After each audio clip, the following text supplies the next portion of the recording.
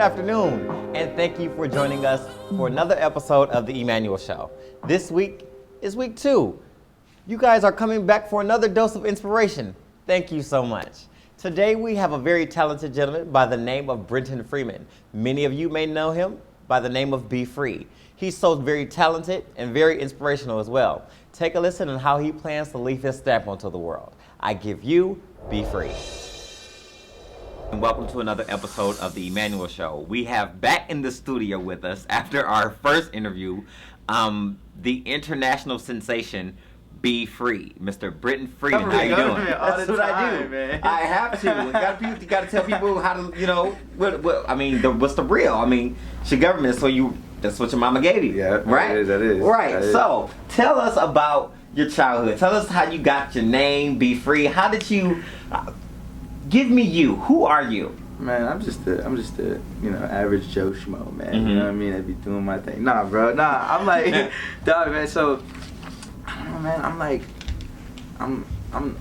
I'm the gas to the lighter, bro. You know what I'm saying? Oh, wow. Like, I'm in order to feel fuel. that everything. In order to feel that spark, in order to feel that intensity, that's me. You know what I mean? Like, I'm not trying to be like all gassed up right now, no pun intended. But I'm just saying, man. Like, I hate the whole like sitting still process, you know what I'm saying? Like, dang, I sound like, like I got, a hard time paying attention or something. I'm saying, like, I just hate not grasping people's attention, not doing my job, you know what I mean? And I'm here to, supply a good time, make sure that people that are coming to see me are people that are just in life, okay. having a good now time. You say they're coming to see you. Yeah. But for those, I know what you do. Okay. For those people who may not know you or what you do, what is your career? So I'm a professional rock star. Okay. So, you know what I mean? I drink, eat, sleep, rock. No, I'm playing. But I do music. You know what I'm saying? So I'm a I guess you would say like a rapper, hip-hop artist. You know what I'm saying? Entrepreneur, a family man. Okay. You know. So. Tell me about your family. What do you want to know? Siblings, okay. Mother, father. Yeah, I got a mom, dad, brother, little sister, older brother. Mom always been supportive, always been there, you know. Dad not really so much. Didn't really see him since I was about like 6 or 7 years old. Okay. Older brother, he does all my production, so he does like everything you ever heard, all the singles, Platinum Plus, Rojo, I'm Ready. Okay. Like literally my entire discography was all Bert, so shout out to Bert. Okay. And then my little sister, she does some vocals for me as well sometimes. Really? You know what I mean? Entire family of entertainers. You know, we just do our little thing. We just dazzle in it, and so. Who is your biggest inspiration? As far in music or just in general? Well, give me both. Inspiration in terms of music. In music, everybody always gives me like this. Whenever I say it, they be like, "Huh, for real?" But nah, I would have to say Eminem. Eminem, why? Eminem, hands down. Just because he's so brave, man. Like, you see how he just came out in the game and he just said whatever he wanted to say?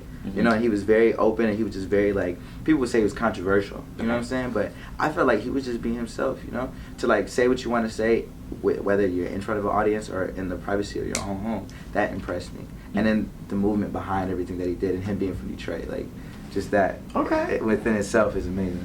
Okay, yeah. So who is your inspiration outside of music? Outside of music, I would say like,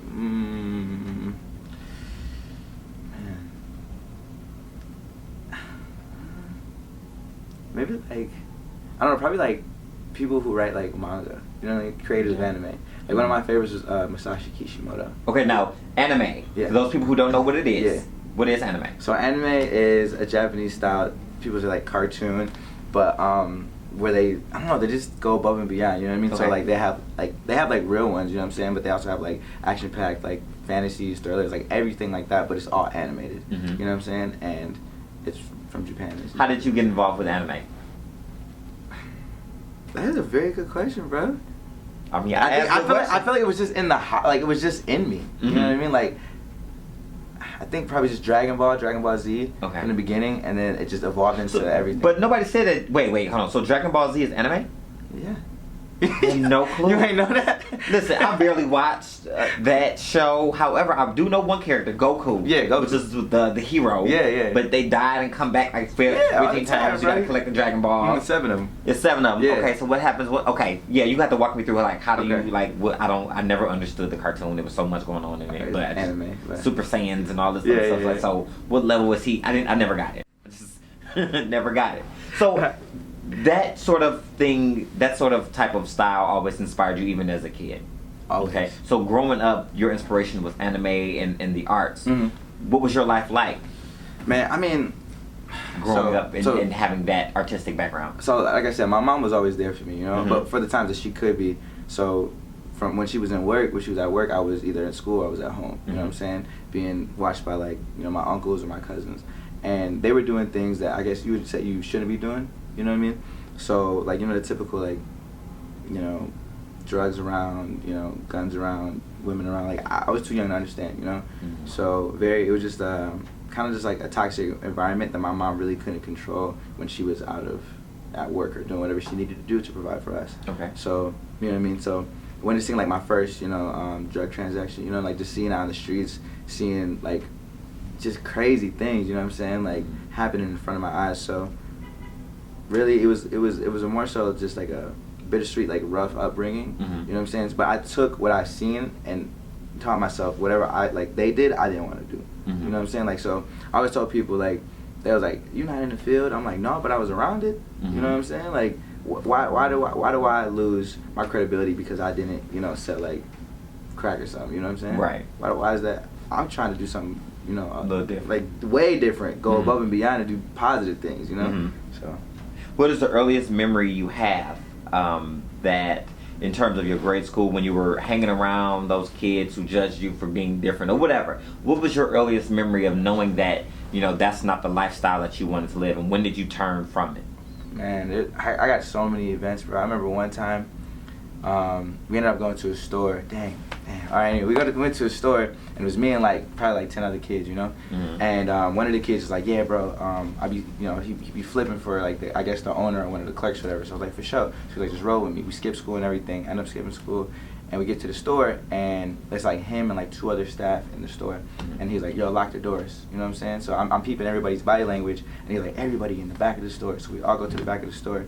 It's like me and like 9 other you know guys, and next thing you know, they just start like getting physical with my mans. It's like, "Yo, where my money? Where my stuff at? Like, if you don't got my bread, if you don't got this, then we're gonna have a problem," you know. So at that moment, I was like, "Yo, this is real," you know what I'm saying? Mm-hmm. So I'm just there watching everything, seeing what's happening, making sure like I'm not in danger as well. So, Mm-hmm. you know what I mean? They just got to like just beating them up, bro. You know what I'm saying? Wow. Like, straight up, bro was like 15, 14. You know what I'm saying? I was 15 at the time too. So they just got to be grown men, got to beating bro up in the back of the store, and I don't know. We just got out of there, bro. I ran and everything, and then the second time is probably when okay, so bro ended up having a gun. Okay. We was chilling, we skipped school again. We was in the alley and we were just chilling. I guess he was going to show it off, and he went to go pull out his jogging pants and got stuck, and he shot himself in the kneecap. Yeah. Wow. So, and I remember I was wearing an all white fit and there was blood all over my shoes and my jeans. And at that moment I was like, I'll never want to do this again. Now, you grew up on the same street I did. Yeah, We're just yeah. like 10 years, we're a decade apart. It was so when you were crazy. growing up, I was already off to college and everything like that. So, like, what was your experience growing up on the same block as me? And, because I know my experience was crazy. What was yours? Really, I seen a lot, you know, Mhm. like just a lot. You know, it was unfiltered. You know, for it to be like 4, 5, 6, 7, just going through, you know, life like that. Like Mhm. I've seen almost everything. People getting killed. You know, drugs, prostitution, just really anything that you can imagine. It hadn't gotten any better ever since I left. Nothing. So, I just, like I said, I just took that and I flipped it. I made a negative turn to a positive. Good. I always wanted to be positive. Mhm. So. So I remember talking to you about in your pre-interview about high school. Yeah. High school was that pivotal moment where you start seeing yourself, and you know you was hanging out with a young crowd that not necessarily was doing the right thing. You made the choice to do your own thing, and you told me that freshman year was your hardest year. Yeah. Why? Just because, like, you know, in like middle school, I don't know, man. I guess I was just you know, I was Brenton, and then when I transitioned into high school, I was an entire stranger. Nobody knew who I was, you know. So that I looked at it as an opportunity to be whoever I wanted to be. But unfortunately, I started hanging with the wrong crowds. You know what I'm saying? I started being like involved with people who were skipping school, doing drugs, like literally everything that I just took myself away from. I put myself back into that environment. So. Like literally, I probably had about 70 to 80 absences my freshman year. Okay. You know what I mean? I was skipping school every day, just chilling with them, bro. Going to abandoned houses, you know, breaking and entering, everything. You know what I mean? Just doing dumb stuff. You feel me? Just being convinced and being like, I don't know, persuaded to do dumb things just because they said it was cool. You know what I mean? So it's probably one of the hardest things that I ever had to do. And then just seeing my mom, you know, go through that and you know, the pain that I put, you know, into her life within those moments, I was like, I never want to do this again. Do you still connect with those people? Nah, I don't talk to none of them. Do you know where they are? I know a couple of them locked up, a couple of them dead, a couple of them I haven't seen since then. You know what I'm saying? I didn't want nothing to do with that. Good. I'm good. Okay. Moving on to the next part of your life, your college career. Where did you go to school? I went to Wayne State. Wayne State University here in the city of Detroit. Okay. What was your degree in? Business marketing and a minor in graphic design and merchandising. Okay. Yeah. Now, how did you get through school and this rap career of yours? I knew you was gonna ask that. Yes. So I came into class one time. I think it was like critical thinking. It was a lecture. Like, so we had like 150, 180 students. I remember I came in. I'm always crispy. The first day you gotta be crispy. You know what I'm saying? You gotta be crispy. Okay. So I come in the first day and I'm late. I'm probably like 10, 15 minutes. I just couldn't find a parking spot. So I get into the class and my professor is like, uses me as an example. He was like, you see, that's what we don't want to be. We don't want to be late to the first day of class. That's not how we're going to start off this semester. Then he goes, you know how you're supposed to introduce yourself? Yeah. So he goes, yeah, young man, come down here. And I got in front of the class. He was like, introduce yourself, tell us your major, tell us your age, and tell us one thing about you. So I was like, bet. But I used that opportunity to scope out, you know, who seemed like they was gonna take care of business, who seemed like they was slacking. So the front row was hitting, but it was all girls. So I'm like, bet. As you're being put on spot. As I'm putting on spot, but I'm looking crispy though. You feel me? So I'm looking dope. So I'm like, I'm looking. I'm like, you right there, you know. But you know, so I went over there, sat there, introduced myself, we talked, and then I just told her, I was like, yo, I feel like we have like a connection, like we could make this work and you know be you know, teammates. So you split game to her as if it was a relationship, but no, it was work buddy, work buddy type thing. You know what I'm saying? Like I always provided the food and the drink. You know what I'm saying? I remember. So like I remember one of the last exams I took was statistics. You know what I'm saying? I don't know how I got through it. So I remember it was about 2 or 3 girls. That was 2, and we was in class and I was like, yo, what y'all doing after this? Like, what's going on? Like. And they're like, oh no, we don't have anything going on. I was like, yo, bet. So, but I told one girl, I'm like, yo, I'm gonna be at the library at 8 o'clock, meet me here. So the other girl, yo, I'm gonna be at the library at 8 o'clock, meet me there, right? They knew each other mutually through class. So we ended up getting to the library. I'm like, what a coincidence. You know what I'm saying? Like, you here, I'm here. Oh, we might as well study together. We might as well. I had a lot of missing work. Nothing. I didn't do nothing. You know what I'm saying? So I'm like, yeah, for sure. And one of the girls, she had all the missing work. One of the girls had all the notes that I didn't take because I was doing whatever, like doing whatever you need to do. Okay. So I got pizza, I got chicken strips, I got French fries, I got everything. That was the first time one of the girls had Captain J's. Okay. You know what I'm saying? I blessed her with that. Gatorades, Powerades, Captain J's, for those of y'all who are watching, is a chicken spot here in Detroit. Yeah. Powerades, Red Bull, whatever you needed, man, I provided that. I probably spent about like 170 on food and stuff, just whatever, just like making sure that they got what they need, so they can teach you. And they taught me everything. We stayed there probably from 8 to like 6, 7 in the morning, and class was at like 8:30. So I went to go sleep in my car. Literally woke up, went to class, took my final exam, and passed. Oh. And it was all because of them. Cramming session. Yeah, and one of the girls, she works at Quicken Loans, and I ran into her, and she was like, "Yo," I was like, "Yo, what up?" I see you using that degree too. So all of this school preparation, that's not necessarily what you're into now. What you're really going into full force is your career, your rap career. Tell us about that. How did you get your start? What was your first rapping gig while you were in college? Man, I was doing shows when I was like 13, 12, you know what I'm saying? So probably in college I was probably doing like just like little hole in the wall shows, so where it was probably about like 50 to 70 people, maybe 100. And you know what I mean, like could have been like a poetry night or like I said, like a hole in the wall show where I paid the promoters like, yo, let me do 2 songs, and I made sure my money was worth it. You know what I'm saying? Like whatever I paid, I was going in there and I was doing it, and I was coming out with like fans or supporters or whatever you want to call it. You know, I was going there like I literally I would put a trash can in the middle of the stage, right? And they would say my name, and they'd be like, BFree. And just to get everybody's attention, I would run and kick the trash can over. That's a good way. Full of trash. That's a good way to get some attention. And everybody would look at me and be like, who is it? And I'd be like, what's up, there, try? Like, crazy. I don't know. I just wanted to do like something that make people like, yo, who is this guy? Yeah, pay attention you know what I'm saying? So, I don't know, it worked out. It worked out. So, what was your biggest performance that you've done so far? The biggest? Man, so that would be like Little Caesars Arena. Little Caesars Arena. That's where the Detroit Pistons and the Red Wings play. So, how did you get that gig? Just clout.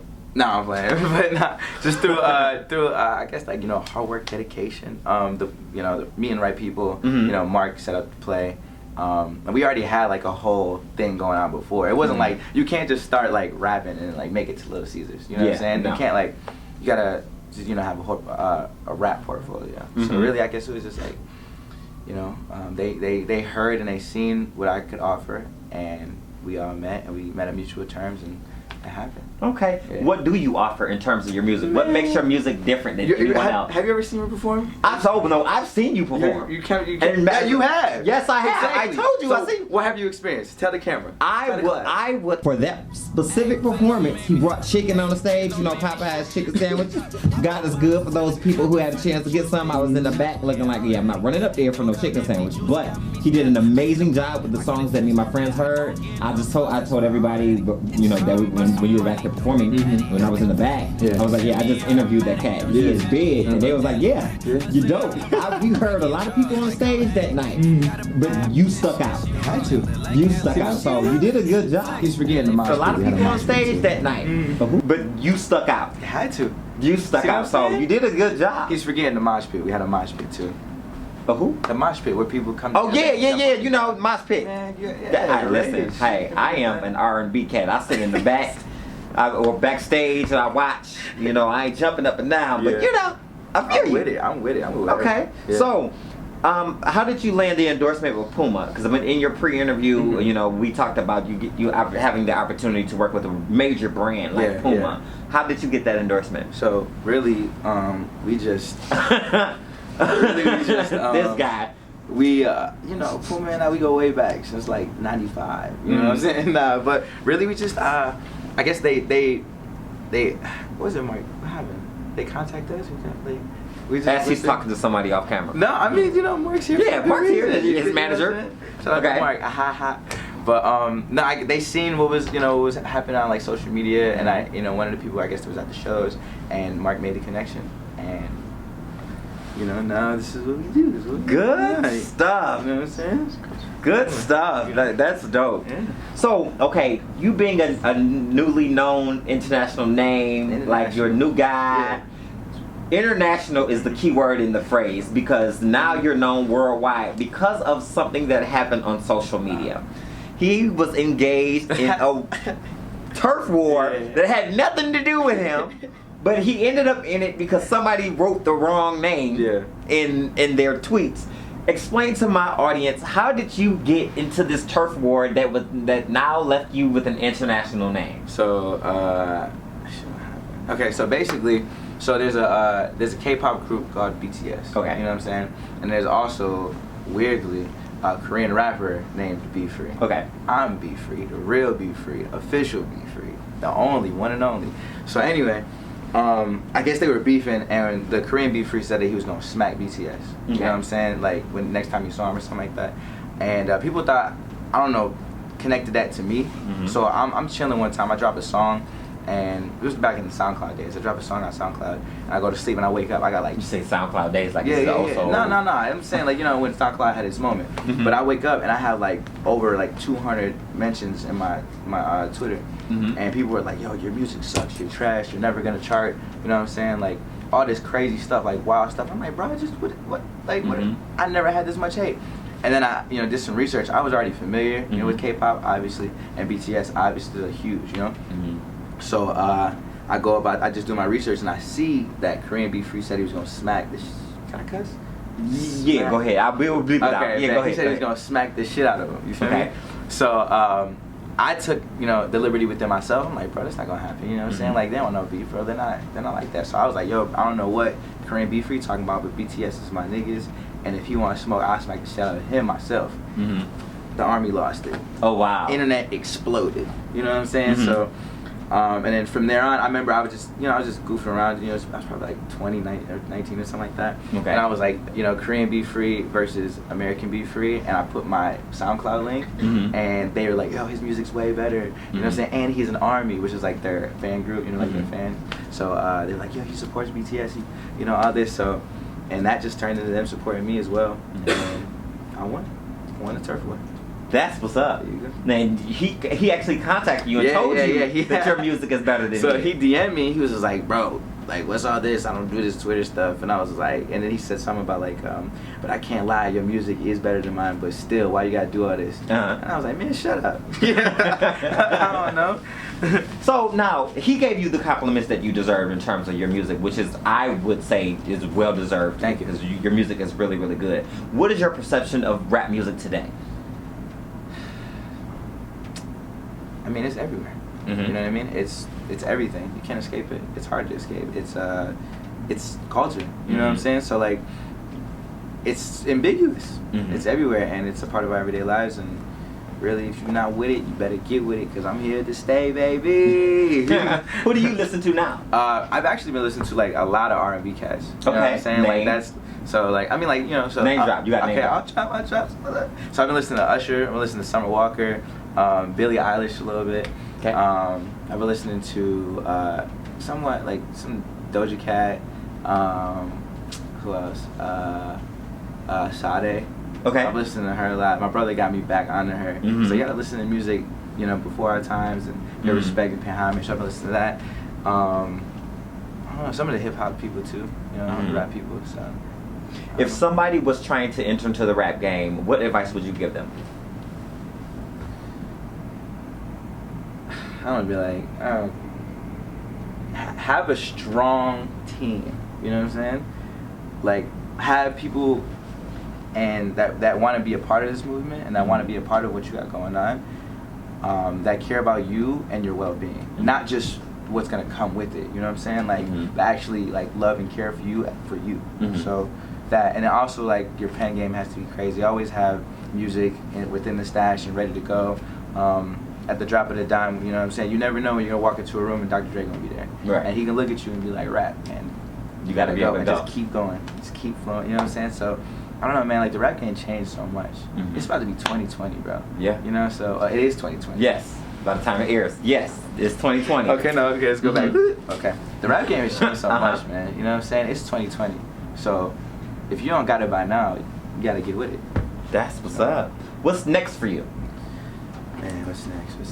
I don't know, more records, you know what I'm saying? More performances, way more performances, working with the Pistons, working with Puma, more rage, more me kicking over trash cans. What's rage? Now, I remember talking to you, the word rage means a whole lot. Yeah. Especially in terms of the anger, in the anger realm. Yeah.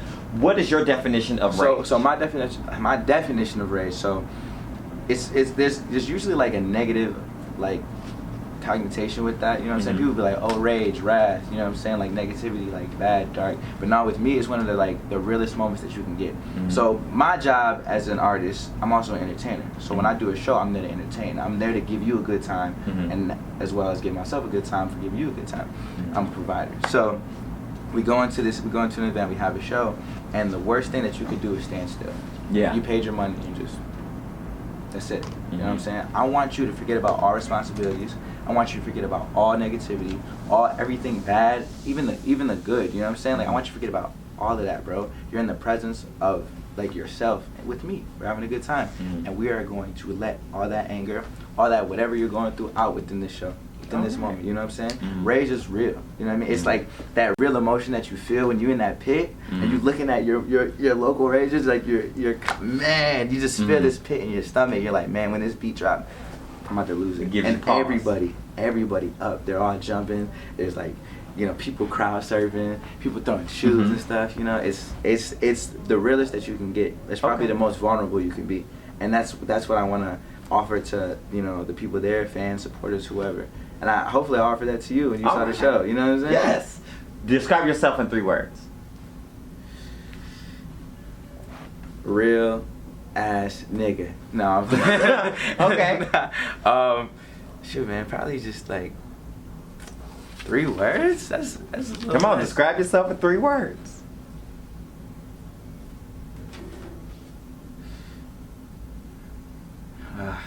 I got 4 words. Give me 4. The rap game, Kobe Bryant. The rap game, Kobe Bryant. Oh, that's 5 words. I sound stupid, bro.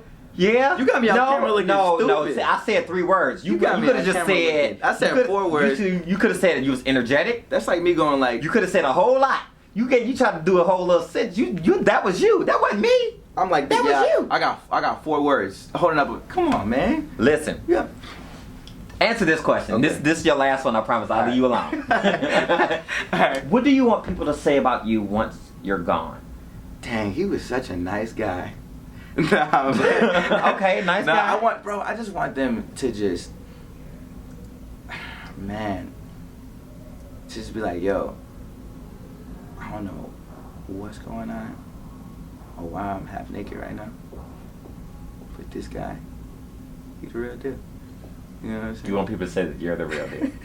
Half naked. Hey, bro, I just want to be that thing for people. You know what I'm saying? Like, I just want to provide, just be that guy. Okay. You know what I mean? That's dope. I just want to. I'm gonna leave you alone now. Yeah. We are done with the interview.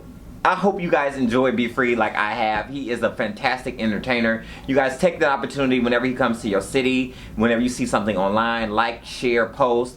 Support this young gentleman. He is a new entertainer coming out into the world. His gift is amazing. I've seen him in person. I was there, and I'm not just saying that because he's on my set. I'm saying that because I've actually had the opportunity to experience his passion. So I hope that you guys enjoy it. Go to www.theemmanuelshow.com. You'll find this interview as well as so many more. You'll be able to see him in a show near you coming soon. All right. God bless you all. I'll see you all next time. Don't you guys agree that BFree is dope? Like, amazing, right? I hope that BFree remains consistent in his dreams. And in watching him, any of you all have the same dream of being a musician? I pray that you continue on your path of being who you were born to be. From my heart to yours, I pray that you become inspired. And while you're on your inspirational journey, I pray that you inspire someone else. God bless you, and I'll see you all next time.